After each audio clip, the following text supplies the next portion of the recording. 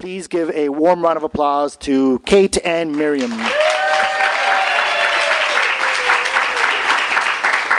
Thank you so much, David. If I lived here, I would be at all of these upcoming events. I want to especially plug this event on Wednesday.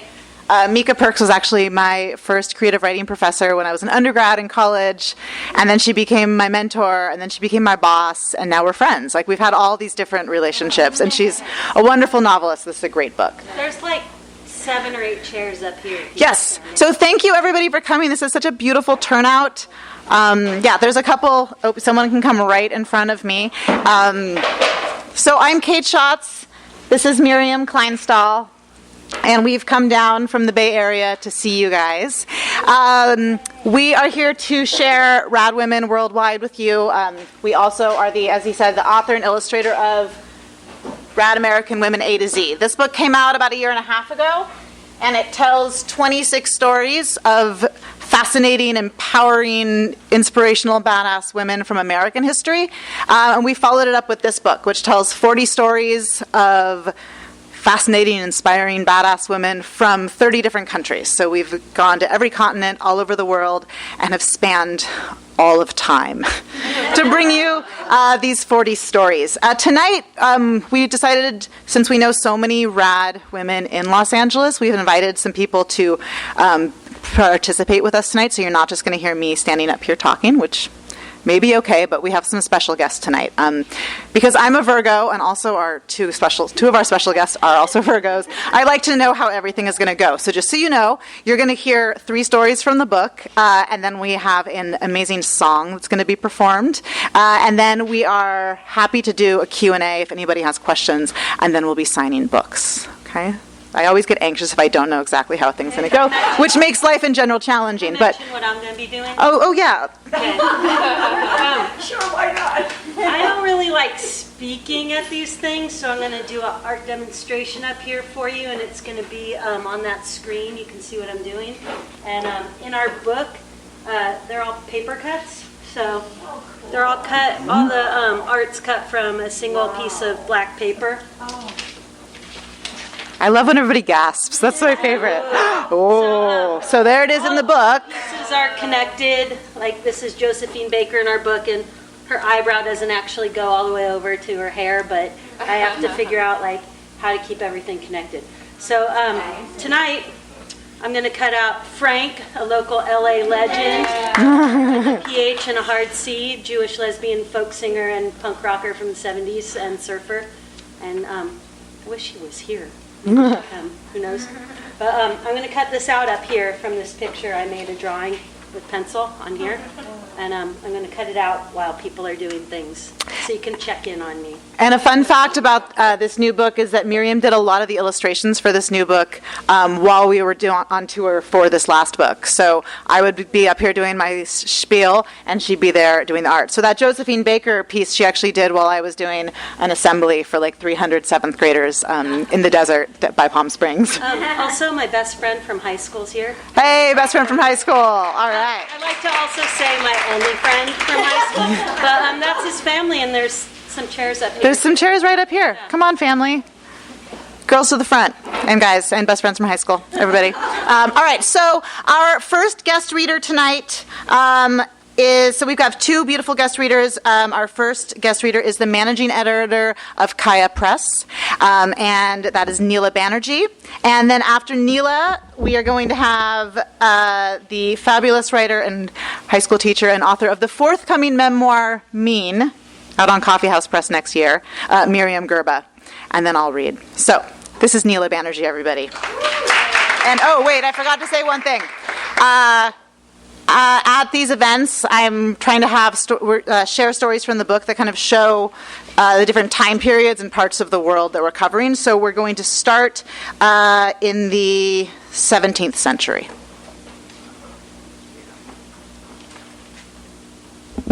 All right. Thank you so much for having me. I'm so excited about this book. I bought the first one 1 million times for all kinds of people. All right. So I'm gonna tell the story of Sor Juana Inés de la Cruz. Here's the beautiful picture. Who was born November 12th, 1651 in Tepetlixt, in Mexico and died in April 17th, 1695 in Mexico City. There's a quote at the beginning, "What then is the evil in my being a woman? Most people, even those we consider geniuses, are educated in school. They learn from teachers, in classrooms and study halls. But one of Mexico's most brilliant minds was quite different. Sor Juana Inés de la Cruz was totally self-taught.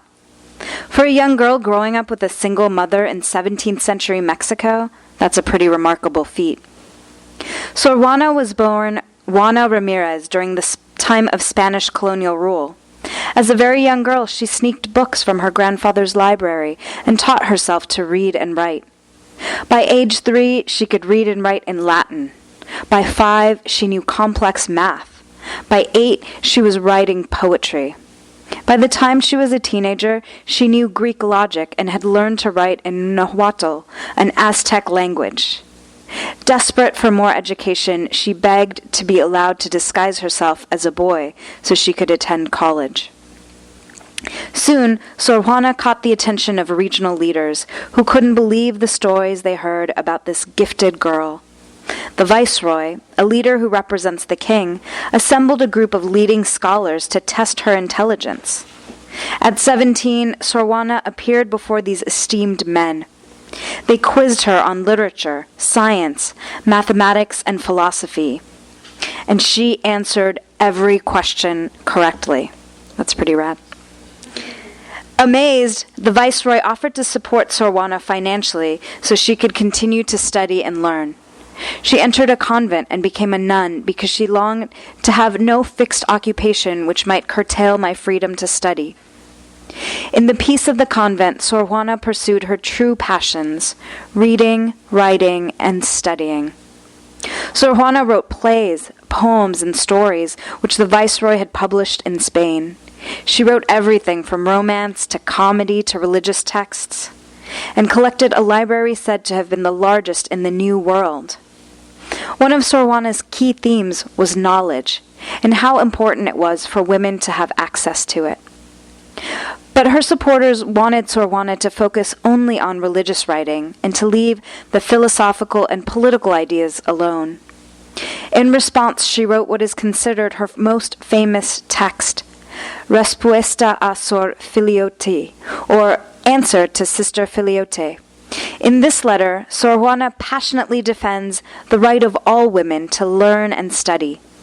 She notes famous educated women from history and echoes the words of Saint Teresa of Avila with the comment, "One can perfectly well philosophize while cooking supper." This letter is considered the first feminist text of the New World.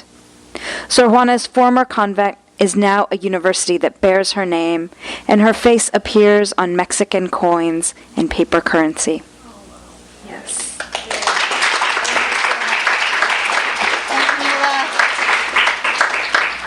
Our next reader is Miriam Gerba. Hey, Miriam. Hi, Miriam. And we obviously are super psyched about the Miriamness, so it only makes sense that she's going to read to you We were about. on book tour together. And Yeah. It was fun every few minutes. Yeah. Are there any other Miriams here? Oh, how disappointing. It'll make us popular, we will be. Okay. Well, I'm going to read Miriam Makeba. So I'm very excited. The triple M, 3M. Okay. Apartheid, a word that means apart, was a strict form of segregation that kept white and non-white South Africans separate between 1948 and 1994. The world-famous singer Miriam Makeba used her voice to tell the world about it. When Zenzile Miriam Makeba was just an infant, her mother, a healer and a house cleaner, was caught illegally selling beer, and the two were thrown into prison. Miriam spent the first 6 months of her life in jail. Miriam's family was poor, and after her father died, she had to work as a domestic servant. But luckily, Miriam had music, which she described as a type of magic that helped her through the tough times. Her township was filled with the sounds of African music like kwela and marabi, and Western styles like big band, gospel, and jazz. At 13, she won a singing contest and began to perform at weddings. Soon, she was touring with several singing groups, always performing separate shows for blacks and whites. In 1959, Miriam got a small part in an anti-apartheid movie. She won an award for her performance and traveled to Venice, Italy, to receive it. This infuriated the South African government. They did not want citizens criticizing their policies. When Miriam tried to return home, she learned that South Africa had canceled her passport. She could not go back. She was in exile. Miriam was devastated. In London, she met the popular singer and activist Harry Belafonte. She traveled to America with him and became an overnight sensation. Before she knew it, she was performing alongside Marilyn Monroe for President John F. Kennedy's birthday in New York City. A natural performer with amazing vocal range, Miriam drew people in with her emotional delivery. She sang in African languages, and she had her own distinct style. She didn't wear makeup and wore traditional clothes, head wraps, and jewelry. She kept her hair natural, which became known as the Afro look. In 1967, she became the first black woman to have a top 10 worldwide hit with Pata Pata, and she released dozens of albums. In the 1980s, her collaboration with musician Paul Simon brought the music and stories of Africa to even more listeners. Miriam toured all over the world, entertaining and speaking out against injustice. She testified about apartheid in front of the United Nations, and South Africa responded by banning her records and canceling her citizenship. In 1990, activist leader Nelson Mandela was released from prison in time for his 70th birthday. He convinced Miriam to finally return to South Africa, and she did. Her people welcomed her with open arms, calling her Mama Africa. After she passed away, Mandela told the world, Miriam's music inspired a powerful sense of hope in all of us.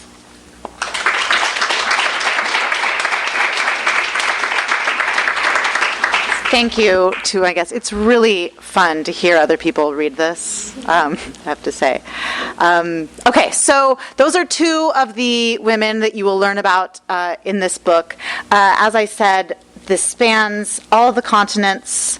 We have a map in the front that Miriam did cut. So this is a paper cut of the entire world, all these little islands. And the book is structured, it's not alphabetical and it's not chronological. We structured it kind of as a journey around the world.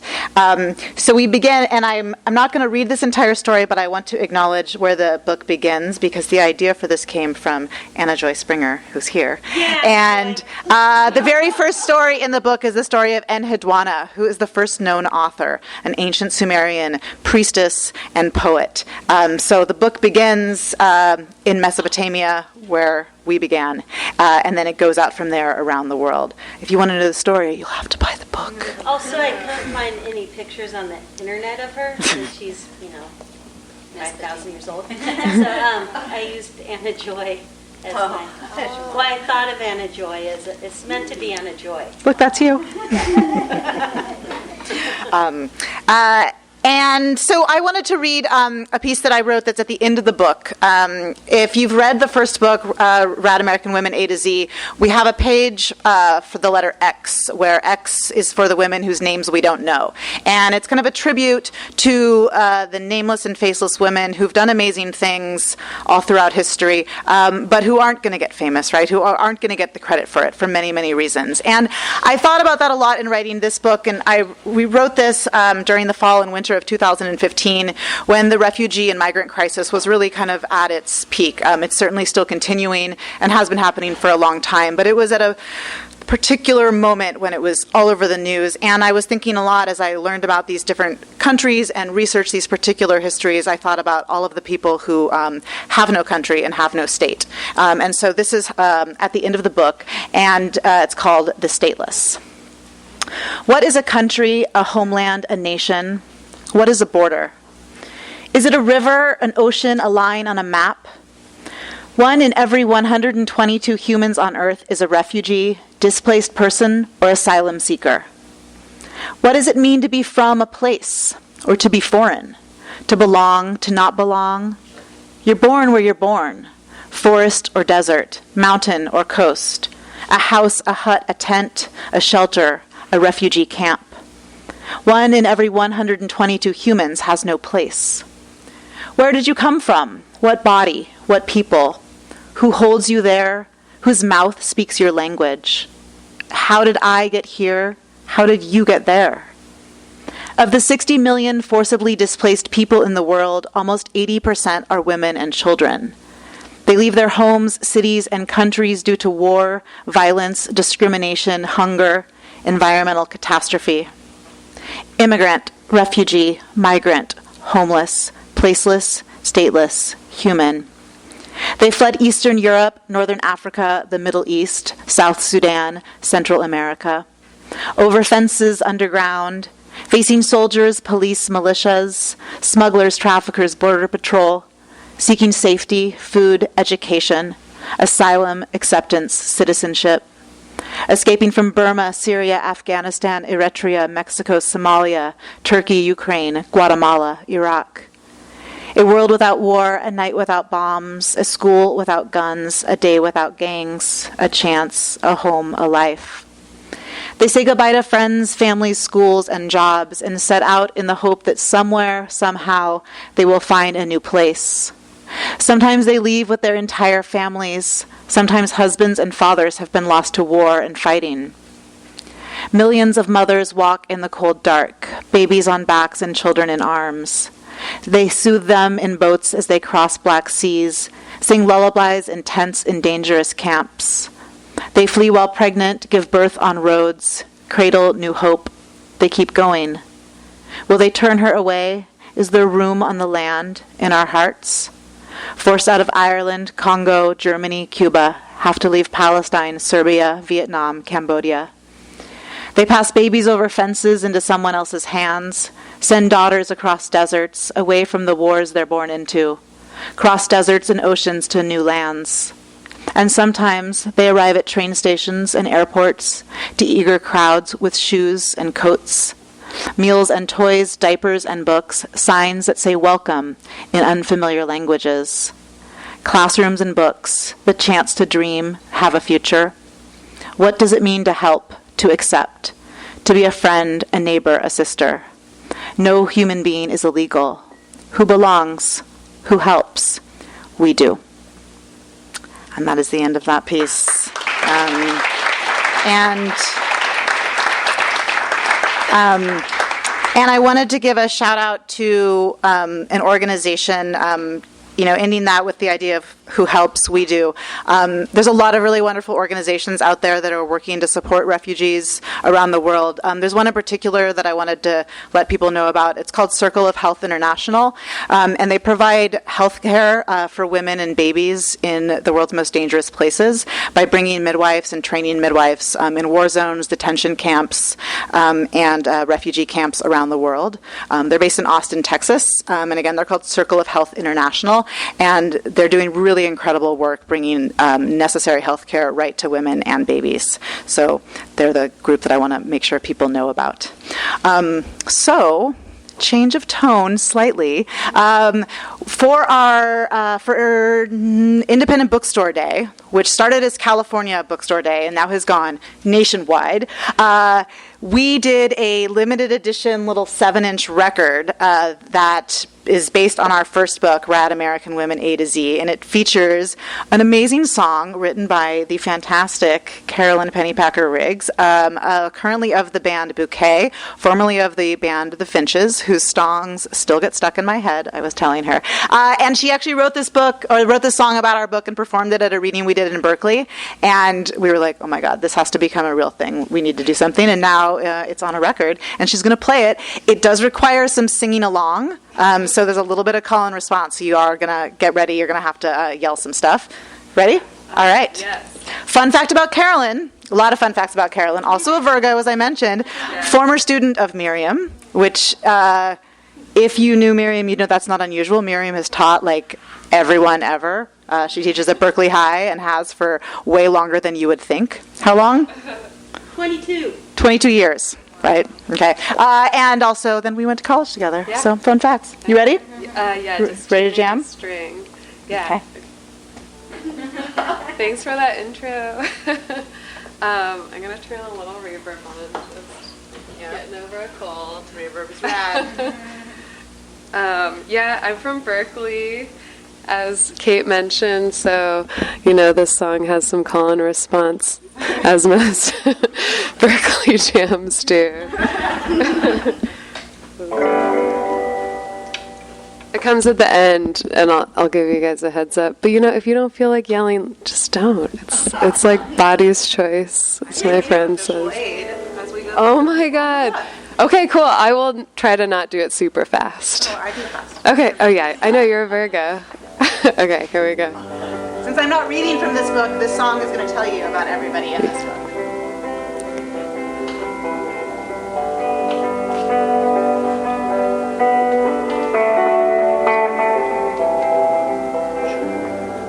Okay. A is for Angela, always after justice for all. B is for Billie Jean, breaking boundaries with a tennis ball. C is for Carol, comedian extraordinaire.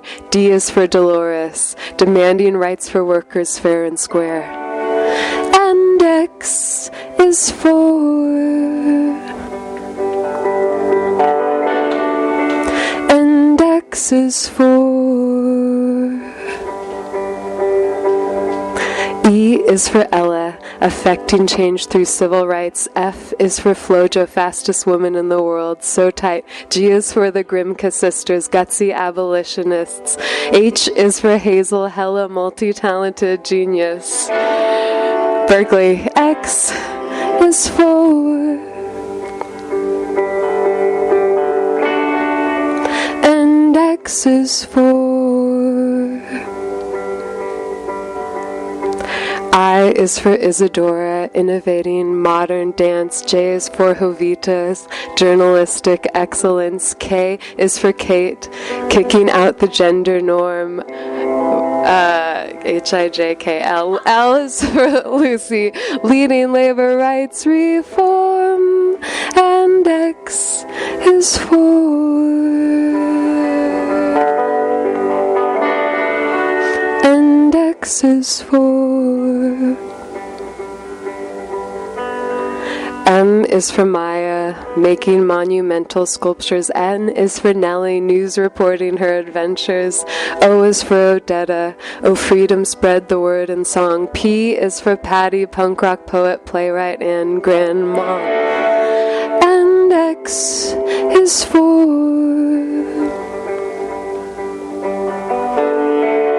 And X is for... Q is for Queen Bessie, quested across the world in flight. R is for Rachel, raised ecology to common light. S is for Sonia, serving justice so supreme. T is for Temple, taking charge to change the ranching scene. And X is for...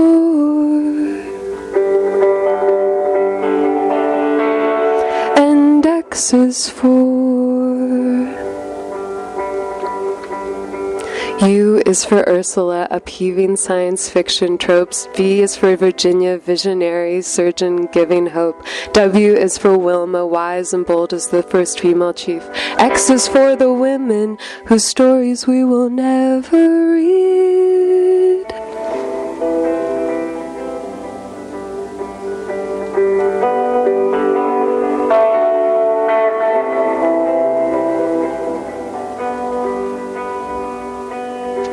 Y is for Yuri, yes, she fought for rights of everyone. Z is for Zora, zealous rider, but we've only just begun. We've only just begun. Thank you. There are only 26 letters in the alphabet. There are millions of rad women whom we don't have songs about yet. X is for the women whose voices weren't heard. X is for the women whose names we didn't learn. X marks the spot where we stand today. What will you do to make the world rad?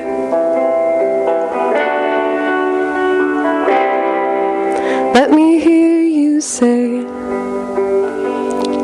stand up for justice, stand up for justice. Show the world what you can do, show the world what you can do. Believe in yourself and others, believe in yourself and others. We can be rad too.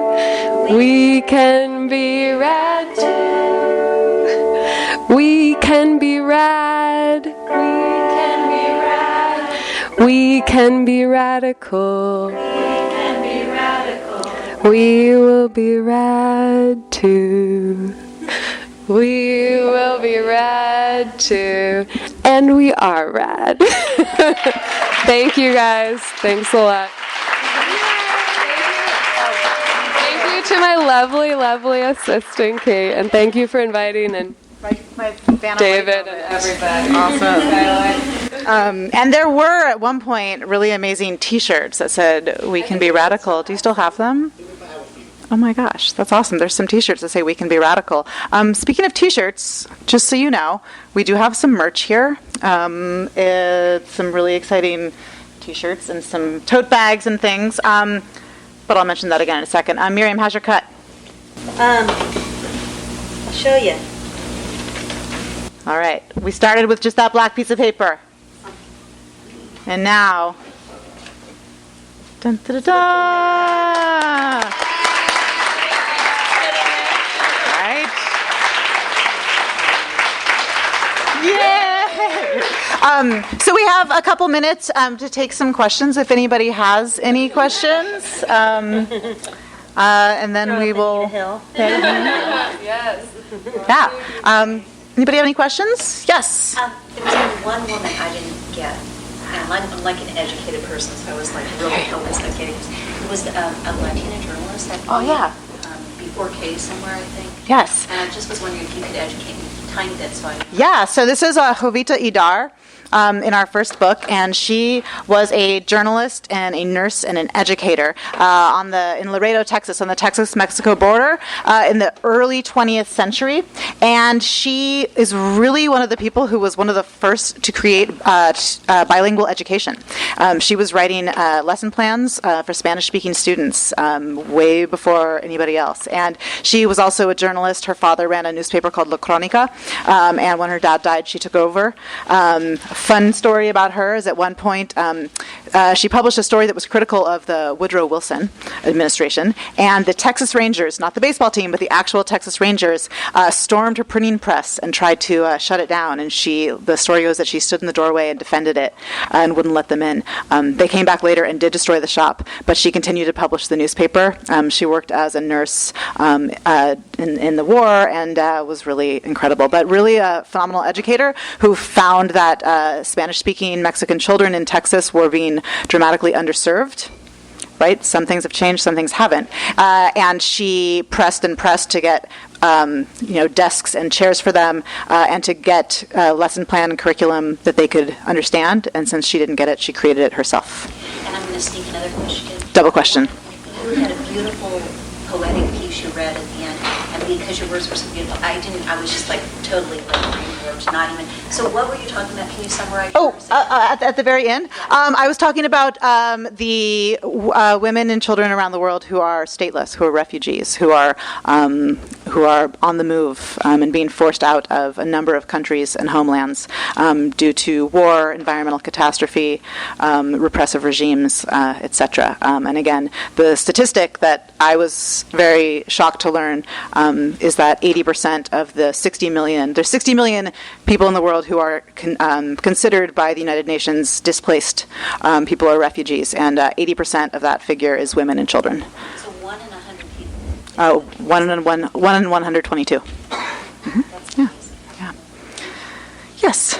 I just wanted to say on the 50 words because I hear everything about Syria and the solutions, and the people are going to have to leave, and in Europe there's so many countries that won't take them or can't take them, and so it's a real problem. And for me as a woman, it's just hard to handle the anger that I feel at patriarchal system. Anyway, I just appreciate. Thank you. There's so many women that you, of course, could not get into your book. So anyway, congratulations. Thank you. One other attempt to get more people into the book is that at the end of the book, there's a list of 250 more women from almost every country in the world, just their name and what they're known for. I didn't actually write the story of all of them.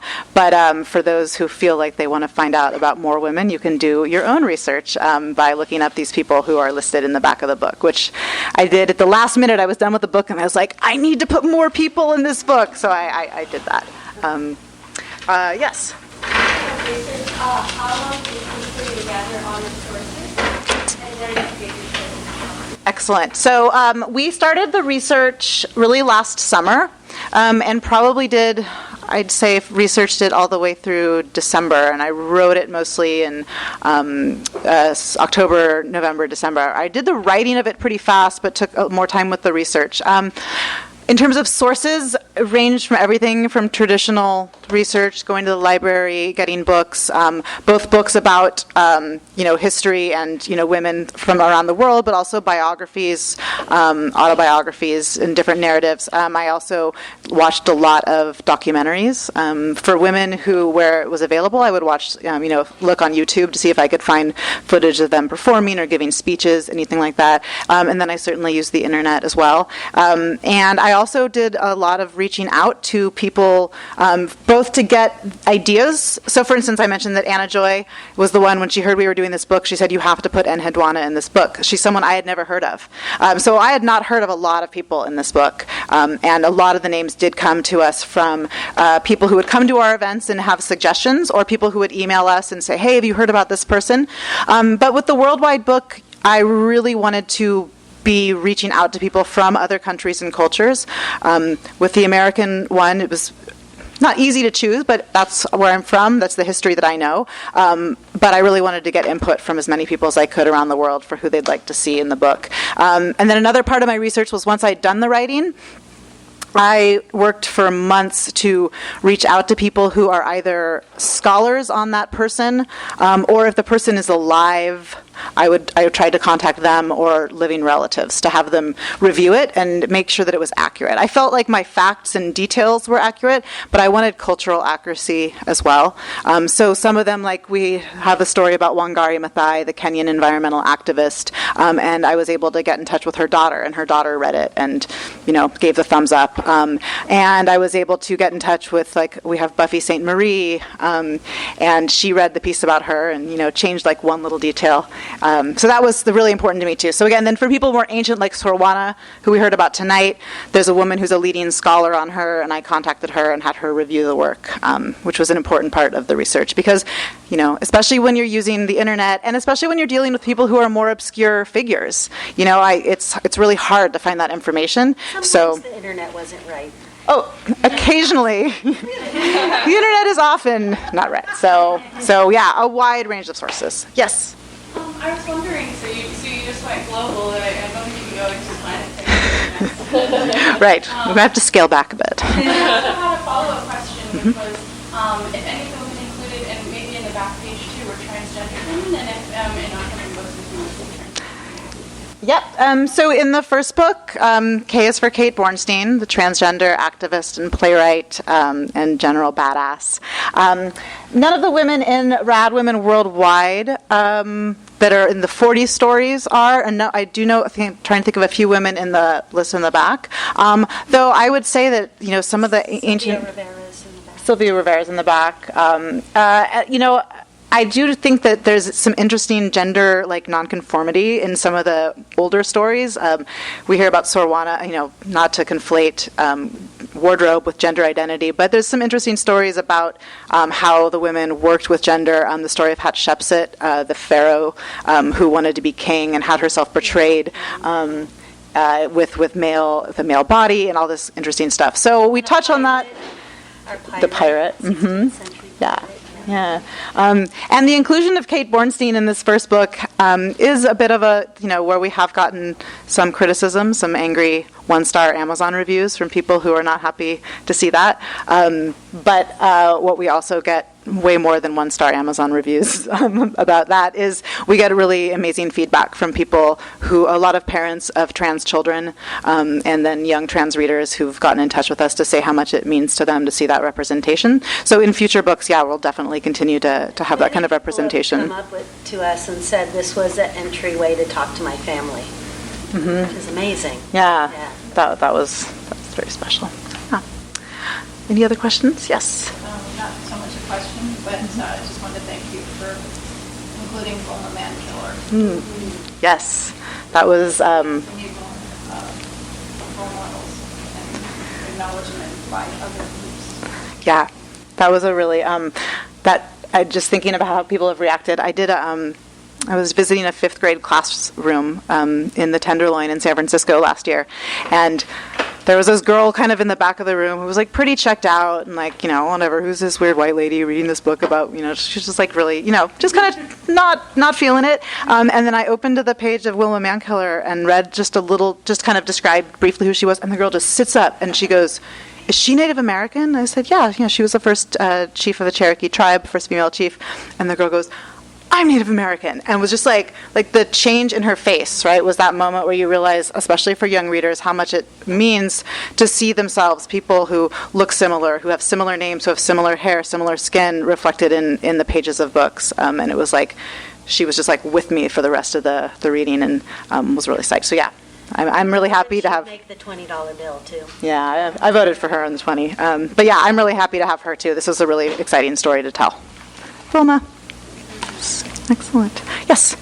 So the really great screen show, too, that you're doing. The Guerrilla Girls, it's, I don't know if it's the mystery of them, and, but whatever happened to the Guerrilla Girls? They fascinate me. So the Guerrilla Girls, the Guerrilla Girls are in our new book, and they're still totally active. So the Guerrilla Girls are... Do you get to become an honorary Guerrilla Girl? What's the secret? I don't know. It is still secret. The Guerrilla Girls are a group of anonymous artists who, since 1985, have been agitating in the art world and in the creative world for increased representation of women artists and artists of color, standing outside museums, sneaking into museums, wheat pasting posters, putting up billboards, just being an amazing presence, all the while wearing gorilla masks and maintaining anonymity. And they actually, just a few months ago, were on the Stephen Colbert show. They were on Late Night with Colbert in their gorilla masks, being awesome. So they're actually still totally active. We've been in touch with... They're still active, and they redid all the statistics from the 80s, thinking, things must have gotten better for women artists, and they got worse. Yeah. Really? Yeah. So, like the amount of women that get into museum shows, like major museums, and collected is less than in the 80s now. Wow. Yeah. So they're still totally active. Yeah. Well, thank you guys so much for coming. You've been listening to the Skylight Books Author Reading Series. Don't forget that you can listen to this and all of our other great podcasts at skylightbooks.com. Thanks again for stopping by, and we hope to see you soon.